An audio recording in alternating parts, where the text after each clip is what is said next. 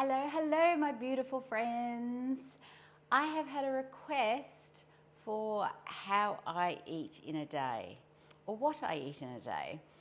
And I've not done this before, so this is way out of my comfort zone. But as I do, if somebody asks for something, I'm going to do my best to get that information. So, particularly to Fiona and to Kate, this is for you guys. So even though I have had weight loss surgery and my portions are tiny, this is still relevant for thyroid disease and lipedema, so you just adjust amounts for what you eat. I'm finding that carnivore is a particularly easy lifestyle to maintain. There is no wastage of food, which is astounding to me after years of being plant-based, and it's just easy. So this is what I do every day when I'm home and I'm being perfect. Nobody is ever perfect, right? So this is probably 80 to 90% of my life when I'm not on holidays, when I don't have family. My folks are here at the moment visiting. So although they are carnivore for the most part, so it's a lot easier with them to eat this way. For the most part, this is what I would do every day in a normal situation. So before I tell you some more, I'm just gonna heat up my little doodad thingy here. All right, so the thing I do the most when I'm home and just working as normal is I don't actually eat till around lunchtime.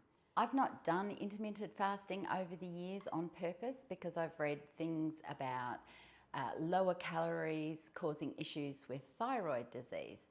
And being that I've had VSG or gastric sleeve surgery, I'm on lower calories anyway. So also not doing intermittent fasting is out the window. But I don't do intermittent fasting on purpose every morning. What I'm doing when I say I don't eat until 10, 11, 12 o'clock is I'm actually getting my water in. And if you have had VSG surgery or gastric sleeve or any kind of weight loss surgery, you'll know how hard it is to drink water. I have discovered, for me, everything's about, this is my experience, so try it, test it, see if it works for you. If it doesn't, move on, find something different to try for yourself. But for me, I don't have a problem drinking water once I start eating. And for those who don't know, you can't eat and drink at the same time after you've had this surgery. They don't combine well. There's a lot of other reasons, but you just don't do it. So you'll stop drinking about half an hour before you eat, and then you'll wait another 15, 20 minutes. This is down the track. I'm 9 months out. Then you can start drinking again.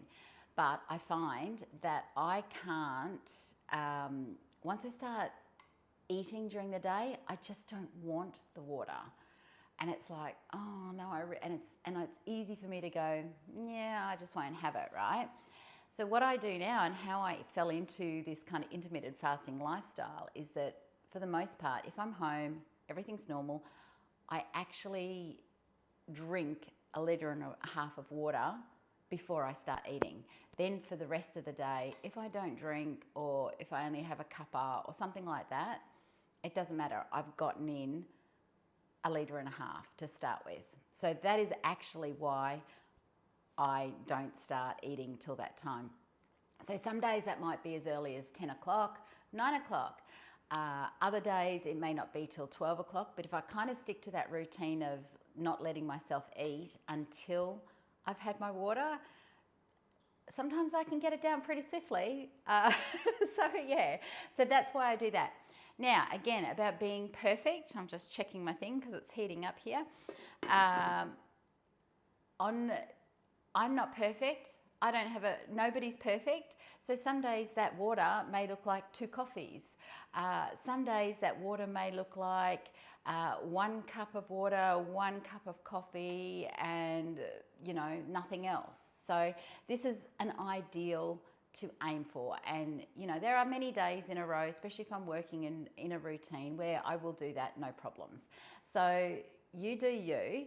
And if that helps as a thought process to get your water down first, and then your reward is it doesn't matter what you do for the rest of the day, that might work for you. So give it a shot. But that's why I don't start till later. Right, I'm going to start cooking. So this is one of my go-to meals that I keep in the fridge all the time. And I keep a lot of things in the fridge all the time because if you've watched my earlier videos, you'll see that the reason I ended up going carnivore is because my husband has gone carnivore and I just started eating like him. And then I discovered that while I was losing a kilo a week after weight loss surgery, that was like a baseline for 6 months, I suddenly started losing 3 kilos a week by swapping to eating what he was eating and having no plants, which I found astounding. And I trialled it for 3 weeks before we went to Bali, and I did. Each week was between 2.5 and 3.5 kilos that I dropped. And I felt great. I felt clear. I felt in charge of life. I felt really good. So that's kind of the quick version of how it came about. So I always have lots of things in the fridge ready to eat, because that's the biggest downfall on any lifestyle change when it comes to food, is that if you don't have things on hand that suits that lifestyle, you will reach for something else, or you will go out for something else. It's our nature, right? So, right, first things first, I need to get some things into this pan, otherwise it'll overheat. I never thought I'd ever say this in a million years. I now cook with lard. Oh, and I can't get the lid off. Oh, there we go. Lard. This is pure beef drippings. So, seed oils are like one of the worst things for thyroid disease. Anyone, actually. I'm only using like that much, so maybe half a teaspoon. All right, it goes a long way. Okay, so seed oils. If you know your thyroid pathway, you will know that polyunsaturated fatty acids will stop the thyroid pathway. It will inhibit your, sorry, I'm just concentrating. It will stop your thyroid hormone, once it's converted, to get to where it needs to be. Okay, so, and this is the one thing, gosh, I'm not very organised. This is the one thing that actually most people, doesn't matter whether they're vegan, plant-based, whatever, agree on. And that is that seed oils have got to go. It's in everything, right? So if you do nothing else, if you don't have to go carnivore, but if you do nothing else for your thyroid and for your weight loss and for your general health, lose the seed oils, right? I never thought in a million years I'd cook with lard. But interesting fact, I found out that up until the 50s, McDonald's fries were actually cooked in beef tallow. And it was around the 50s that we started like having major problems, right? So take what you will, do your own research, don't come at me. I just find that sort of stuff interesting, the timelines, right? So I've popped in here, these are, I'm gonna just rinse it so I can hold it up and show you. These are one of the things that we live off, and this is just grass-fed Australian beef rump medallions, right? So they're just 2 little medallions of beef, and I get many containers, and I cook them up and slice them up and leave them in the fridge ready to go. So you eat as much as you need to eat to be full and satiated. That's how carnivore works, okay? You eat what you need to eat. For me, personally, I don't know if you can see this there, I should have checked, but for me personally, I won't eat a full one of those in a sitting. Okay, so because I've got a teeny tiny tummy now. However, this is the other reason I really love carnivore, is because I get more bang for my buck, nutrient and calorie wise, from this than I do a little bowl of plants, which is what I started out eating. All right. And because of that, I feel clearer, I feel more energized, all of those things, whereas I was starting to flag a little bit on the veggies. Now, so this is a standard thing to have going on in our fridge. The other things that I always have in the fridge are, your slow cooker will be your best friend as a carnivore. And I've had going overnight, if you could smell this house right now, lamb shanks, okay? So literally falling off the bone lamb shanks. I hope you can see that, falling off the bone lamb shanks, right? So they've been going, and what we tend to do, or what I do, because hubby doesn't like the whole house smelling like meat, is I put it on the veranda. I put it on the veranda, or in Perth, when we lived down there, I used to put it in the garage, and I would just leave it going overnight. So you can't kind of overcook things in a slow cooker, in my opinion. So when those are cooked, I pull them apart, and I have shredded, right? This is lamb, beef, So it's pretty much, with carnivore, it's any animal product. There's the Lion diet, which is very specific. It's what Michaela Peterson made very famous for healing her autoimmune diseases. And Lion diet is literally steak or beef, butter and salt. No, beef, salt and water, sorry. Okay, so Dr. Ken Berry, another great person to listen to, he developed something called BBBE, so beef, butter, bacon and eggs. And a lot of people start their journey this way by trialling that for a month and tend to just keep going. Dr. Ken Berry's wife, Nisha, she actually reversed her Hashimoto's thyroiditis by eating this way.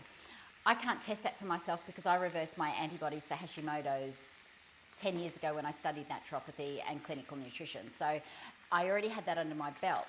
But when I went into weight loss surgery for my lipedema, I decided, well, I'm never going to be able to reverse the last of my medication. I just kind of went, that's it. I'm just going to be on medication for life, right? So since weight loss surgery, which they say when you're on a very low calorie diet, it causes problems with your thyroid, I have reduced my medication 3 times now. So my labs are looking really good. Getting back to what I actually eat in a day. So I will drink my water until I'm done or I'm home and I can eat. Then I will have whatever meat I've got in my fridge. Okay, so how do I measure it? Let me show you. Okay, so the other one must be still in the dishwasher. That's very organised of me, isn't it? Okay, so, got my top caught. All right, so I have been watching, if you've had weight loss surgery, there's a doctor on YouTube called Dr. Vong, V-U-O-N-G. I'll link to him below. And he has some very common sense advice. He's not a proponent of carnivore. However, one of his videos always stuck with me, and this is relevant really no matter whether you've got weight loss surgery or not. It resonated with me big time. So he said, when you have weight loss surgery, you go like this and you go like this. This is now your stomach capacity, right? So that's what you've got left. And if you go like this and you go like this, it's essentially the palm of your hand. What I'm finding when I'm in groups is that people are trying to eat more and more and more. And yes, initially in the early stages, you can eat only like 3 teaspoons and then you're done. But once you get to a certain portion size, a cup and that sort of thing, I'm watching people in these groups saying, I can eat, a whole plate full now. Or, I can eat, I kid you not, I can eat 10 or 15 chicken nuggets now, not 6. And I'm like, why are you even trying that? But anywho, we all do that, right, from time to time. So I went out and got a plate that I went, okay, I should never be eating pretty much more than that in a sitting if I don't want to stretch your stomach, because this Dr. Bong says how you regain weight, and this is how you gain weight in normal life even without surgery, is 1 extra spoonful over many years. It's like, so that's how our stomachs just keep stretching. Now, this is different for the lipedema people. If you don't understand why I had weight loss, it wasn't through overeating. I was actually an undereater. And so I'm just going to turn this down a bit, which also causes problems, undereating. There is so many obese people out there that undereat and are obese. So never judge a book by its cover, right? So I have to increase my calories as best I can by eating meat, shredded lamb, lamb shanks, bacon, eggs, whatever. I'm getting more bang for my buck. The other thing that they all eat is butter. So quite often with these cut up, I will have a little bit of organic grass-fed butter with it as well. Okay, so that's my other rules. I don't eat more than that at a time. I pretty much get how much that is now, because as I said, it's not more than one of these, because you can see that's sort of like a bit bigger than that. And I slice it up, and this is my bowl. This is what I eat from, okay? So this is how I keep in check. But I might have, in the space of whenever I start eating lunchtime till 7 o'clock-ish, I might have 2, potentially 3 meals of this. Okay, so it doesn't matter what you have. It doesn't matter what kind of meat, seafood, fish, doesn't matter what you like. Just ensure you're not cooking in oils, cook in lard or beef stock if you need to, or chicken stock, something like that. And the biggest tip is to just always have things in the fridge that you can grab and eat. Okay, that is the biggest thing of all. So while what I have in the fridge changes all the time, I turned it down too much, changes all the time, that's the one consistency. I always have glass containers of meat for both myself and my husband.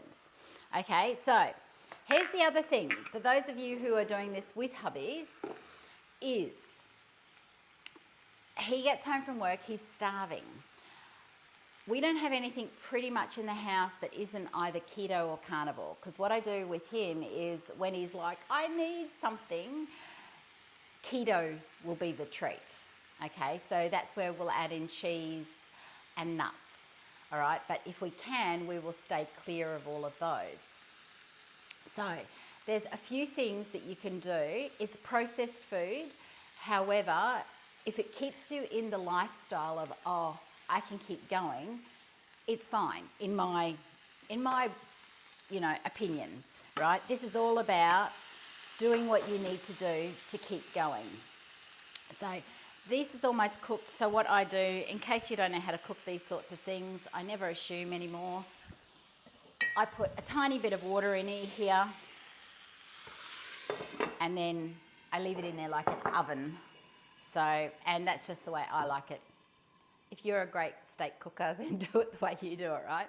Okay, so back to snacks. Okay, here's some snacks. Eggs. You can make deviled eggs with a high-fat option. Okay, so I will find a recipe, and I'll put a link for all of that below. So deviled eggs on a platter. How cool is that? You know, when you go to an old school party and someone's got deviled eggs out, everybody loves them.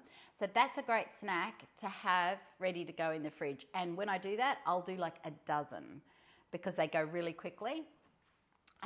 Another option, as I said, don't come at me if you're pure carnivore. This is just how I keep us on the straight and narrow. Otherwise, Ollie's going to come home and he's going to want something else, right? And although I don't really have anything in the house that he can grab easily, I do have tucked away rye bread and all his old favourites in case he's really struggling, right? Because we all do, don't we? Don't tell me you don't. Okay, so here's a really great idea. Pate. Okay, again, yes, this is a processed food one. Liverwurst is your other option, but pate is essentially made from liver. Okay, so a lot of the carnivores are like, do your liver, do your organ meats, sorry, never gonna happen, don't like it, yuck, awful. So this is my compromise, all right? So, ham, turkey, chicken breast, whatever, take a slice, spread it with pate, and roll it up like little cigars.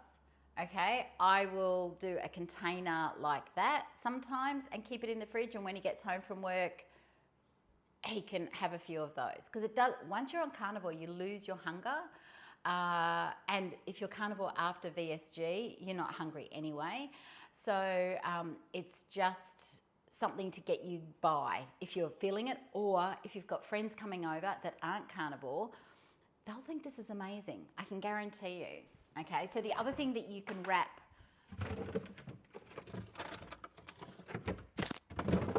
the other thing that you can spread on the ham, chicken, turkey, whatever your thing is cream cheese. All right, so dairy is actually okay, or as part of the carnivore diet. It's an animal product, right? However, milk is not. Milk is too high in sugar, so you can have heavy cream in your coffee, fine. If you do coffee, coffee's another contentious point, right? But I do have coffee, not every day, but from if I go out to a coffee shop or whatever, that's where it's more keto. So I'll have coffee with almond milk in it. So cream cheese, sour cream, cheese, all good options. Now here's the rub though. Here's the kicker with that. If you have thyroid disease, generally you're not doing dairy in most cases. Something weird has happened for me after weight loss surgery. I seem to be able to do dairy again. Can't tell you why, can't tell you how, don't understand the mechanisms of it. I don't have it very often because I don't have a taste for it anymore, because I've not had it for years. But people coming over, you're making snacks, I don't stress about it. So you can spread pate, make cigars, spread cream, like a flavoured cream cheese, not going to kill you like here and there. It's about the lifestyle and keeping it up. Roll it up, put a range of different meats, put it out on a platter, right? The other thing, salami, all these meats are okay on carnivore. They're all considered carnivore. Again, I don't eat them that often because they're processed. But slice these into slices, whatever salami takes your fancy. We don't like the hot one, so this is just a very mild German salami. Slice these into slices, a little bit of pate or cream cheese, and then a little square of whatever cheese tickles your fancy on top. Again, on a platter, people are like, oh, they don't miss the crackers. It's really weird. But you can get crackers made out of Parmesan cheese. You can make crackers made out of Parmesan cheese. So perhaps one day I will have a go at that for you guys. I'm not sure. We'll see how this one turns out, being in the kitchen. So there is some options. But honestly, Fiona and Kate, like particularly, but everybody else that's come this far, it's just all about having whatever meat, fish, seafood, animal products you like. Chicken, we have a lot of chicken wings. That's an easy one. When you go, if you're like out of food, go to your hot chicken shop and get a whole roasted chicken. Don't eat the breadcrumbs because they're not carnivore, or the stuffing I mean. But you can have the beautiful skin, you can have the chicken. So often if I'm just sort of, I don't know what I want anymore, I'll go get 2 hot chickens, rip them up, put them in my glass containers. Again, that's what we'll have in the fridge. So it's actually the easiest thing ever. Don't overthink it. Eat what you want. If you're after VSG, just watch your portion sizes. Don't overeat. And the rest of you, if you haven't had weight loss surgery and you're here for thyroid disease or lipedema, a lot of people on carnivore will end up eating OMAD or 2MAD, so 1 meal a day or 2 meals a day. So just start with getting the meat in. Don't get overwhelmed by when, how, how much. Don't weigh things, don't measure things. That's not what this is about. Eat until you're satisfied. If you're going to avoid dairy, which if you're here for thyroid disease, I highly recommend you do. And it's the people on carnivore that aren't losing weight quickly tend to realize it's the sheer amount of cheese that they're eating, which is also problematic on keto for losing weight. Butter is a different category. Okay, butter is pure fat, which is encouraged. So that's why a lot of the hardcore carnivores are beef, butter, bacon and eggs, because the butter is different to all the other dairies. Don't drink the milk, remember, it's high in sugars. And I think that's it. So I think that's all I've got to share about what I eat, because it's actually pretty boring. Did I do carnivore in Bali? Yes and no.